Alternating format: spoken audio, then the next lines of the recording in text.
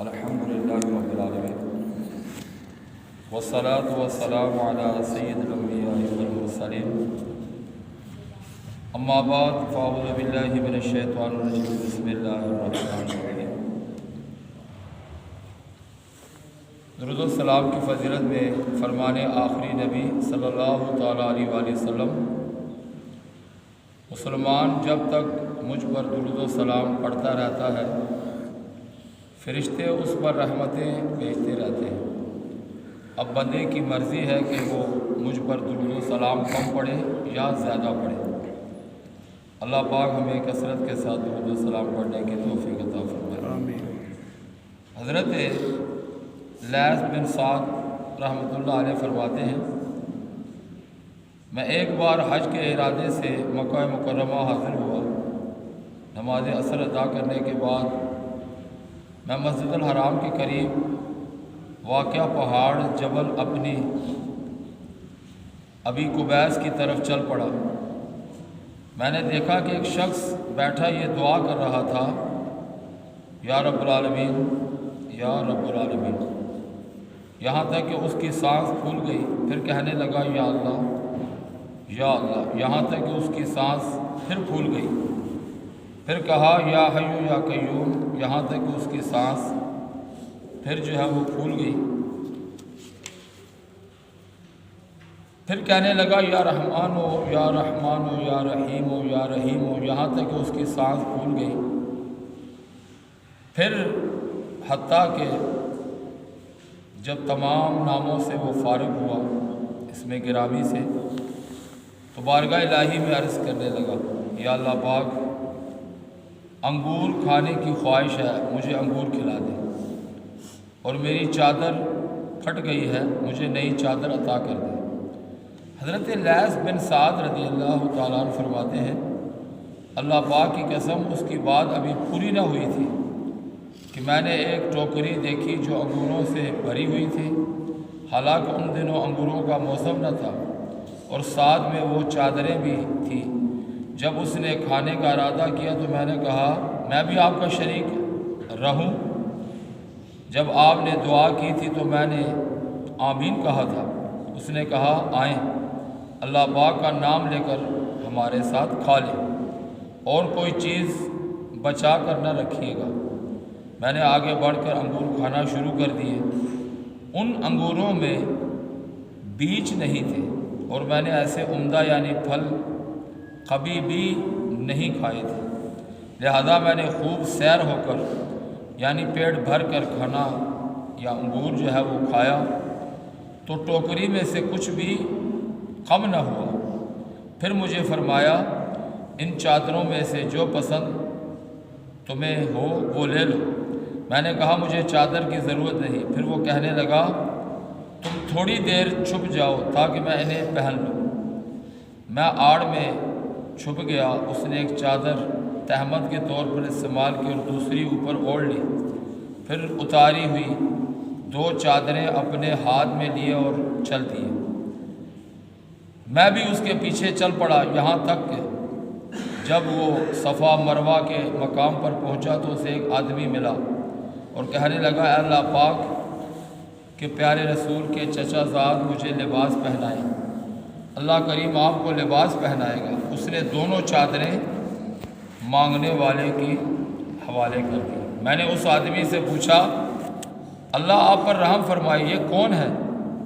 اس نے جواب دیا یہ حضرت امام جعفر بن محمد یعنی امام جعفر صادق رحمۃ اللہ علیہ ہیں۔ حضرت لیث رحمۃ اللہ علیہ فرماتے ہیں اس کے بعد میں نے آپ رحمۃ اللہ علیہ کو بہت تلاش کیا مگر مجھے کہیں بھی نہ ملے۔ مجھے آپ رحمۃ اللہ علیہ کی جدائی پر بہت صدمہ ہوا۔ اللہ رب العزت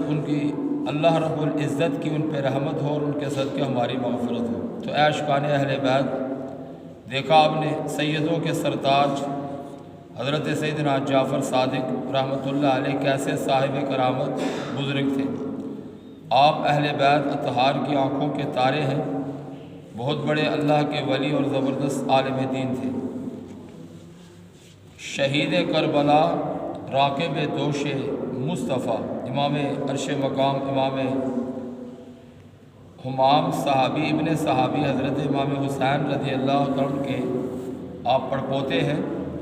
عظیم تابعی بزرگ حضرت امام جعفر صادق رضی اللہ تعالیٰ عنہ کی ولادت 17 ربیع الاول یا 83 ہجری شریف یعنی پیر کے دن مدینہ پاک میں آپ پیدا ہوئے۔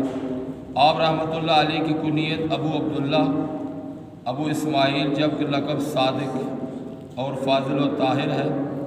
حضرت سیدنا امام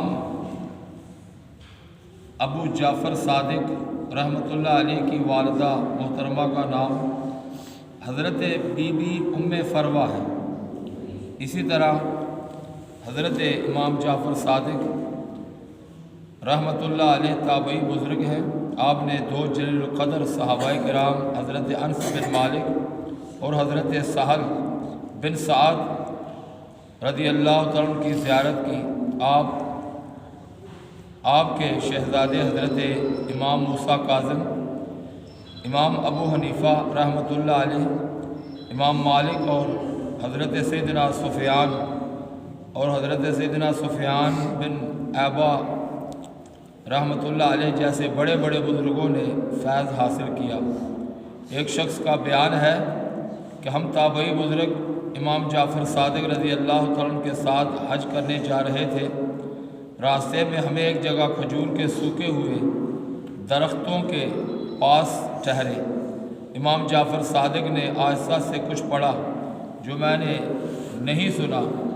پھر آپ نے ان سوکھے درختوں سے فرمایا، اللہ نے تم میں جو ہمارے لیے رزق پیدا فرمایا ہے اس میں سے ہمیں کھلاؤ۔ اسی وقت میں نے دیکھا کہ کھجوروں کے گچھے آپ کی طرف جھک رہے تھے۔ آپ نے مجھ سے فرمایا، قریب آؤ اور بسم اللہ پڑھ کر یہ کھاؤ۔ امام جعفر صادق رحمۃ اللہ علیہ کیسے مستجاب الدعوات یعنی آپ کی دعائیں اللہ کی بارگاہ میں قبول ہوتی تھی۔ ایک کرامت آپ کے بارے میں کتابوں میں لکھی ہے کہ ایک آدمی نے آپ سے دعا کے لیے عرض کی، اللہ پاک مجھے اتنا مال دے کہ میں بہت سے حج کروں۔ آپ رحمۃ اللہ علیہ نے دعا کی، اے اللہ پاک اسے کثرت مال عطا فرما، یہ اپنی زندگی میں 50 حج کرے۔ چنانچہ اسے اتنا مال ملا کہ اس نے پورے 50 حج جو ہے وہ کیے۔ یہ امام جعفر صادق رحمۃ اللہ علیہ کی دعاؤں کا اثر تھا۔ حضرت سیدنا امام جعفر صادق رحمۃ اللہ علیہ ایک دن کہیں تشریف لے جا رہے تھے کہ راستے میں ایک عورت اپنی گائے کے مرنے پر رو رہی تھی۔ آپ رحمۃ اللہ علیہ نے فرمایا، کیا تم چاہتی ہو کہ اللہ پاک تمہارے گائے کو زندہ فرمائے؟ عورت نے عرض کی، آپ ہم سے اس طرح مذاق کرتے ہیں، حالانکہ پہلے ہی میں مصیبت میں ہوں کہ میری گائے مر گئی ہے۔ آپ رحمۃ اللہ علیہ نے عورت سے فرمایا، میں تم سے مذاق نہیں کر رہا۔ پھر آپ رحمۃ اللہ علیہ نے دعا فرمائی اور اس غریب مائی کی جو گائے تھی سر اور پاؤں ہلاتی ہوئی کھڑی ہو گئی۔ تو محترم اسلامی بھائیوں، ایک شخص نے مکہ مکرمہ میں ایک چادر خریدی اور ارادہ کیا کہ یہ چادر ہرگز کسی کو نہیں دوں گا، بلکہ اپنے انتقال کے بعد تبرکن اسی کا کفن بناؤں گا۔ اس کا کہنا ہے کہ جب میں میدان عرفات میں کہ موجود تھا، مزدلفہ آیا تو وہ چادر مجھ سے گم ہو گئی۔ مجھے بہت دکھ ہوا۔ جب میں مزدلفہ سے منی میں تشریف طرف آیا تو مسجد حیف شریف میں بیٹھ گیا۔ اچانک ایک آدمی جو تابعی بزرگ حضرت امام جعفر صادق کے پاس سے آیا تھا مجھ سے کہنے لگا، آپ امام جعفر صادق امام جعفر صادق جو ہے وہ آپ کو بلا رہے ہیں۔ میں جلدی سے آپ کی خدمت میں حاضر ہوا تو آپ نے وہ چادر مجھے عنایت فرما دی۔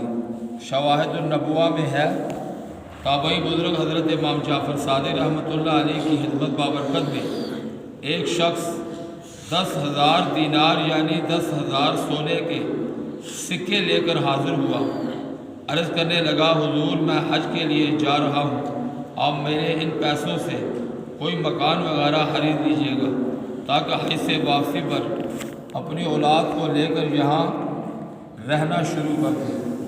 تو محترم اسلامی بھائیوں، حضرت سیدنا امام جعفر صادق رحمۃ اللہ علیہ رجب کی تقریباً 17 تاریخ کو آپ اس دنیا فانی سے کوچ کر گئے۔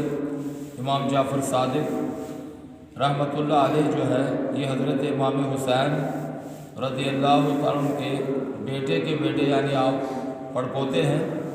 اللہ تبارک و تعالیٰ اہل بیت اور صحابہ کرام کی شان و عظمت کو ہمیں سمجھنے کی توفیق عطا فرمائے، اور حضرت امام جعفر صادق رضی اللہ تعالیٰ عنہ کی شان و عظمت کو سمجھنے کی توفیق عطا فرمائے۔ امام جعفر صادق رحمۃ اللہ علیہ یہ امام ابو حنیفہ رحمۃ اللہ علیہ کے استاد ہیں، اور حضرت امام ابو حنیفہ رحمۃ اللہ علیہ نے ان سے علم جو ہے وہ حاصل کیا۔ امام ابو حنیفہ رحمۃ اللہ علیہ کا موقف ہے کہ بندہ جو ہے جب یہ تحیات پڑھے اور اگر اللہم صلی علی محمد کہہ دے تو اس پر سجدہ صاحب جو ہے وہ لازم ہو جاتا ہے۔ امام جعفر صادق رحمۃ اللہ علیہ نے فرمایا یہ تم نے ایسا کیوں کہا، یہ فتویٰ کیوں دیا؟ تو امام ابو حنیفہ رحمۃ اللہ علیہ عرض کرنے لگے حضور اس وقت اس کو درود شریف نہیں پڑھنا چاہیے تھا بلکہ کھڑے ہو کر 2 رکعتیں اور پڑھنی تھی، تو لہذا یہ جب اس نے غفلت میں نماز پڑھی یعنی درود و سلام پڑھا، لہذا اس پر سجدہ صاحب جو ہے وہ لازم ہو گیا۔ تو اللہ تبارک و تعالیٰ کی بارگاہ میں دعا ہے کہ ہمیں ان بزرگوں کی شان و عظمت کو سمجھنے کی توفیق عطا فرمائے۔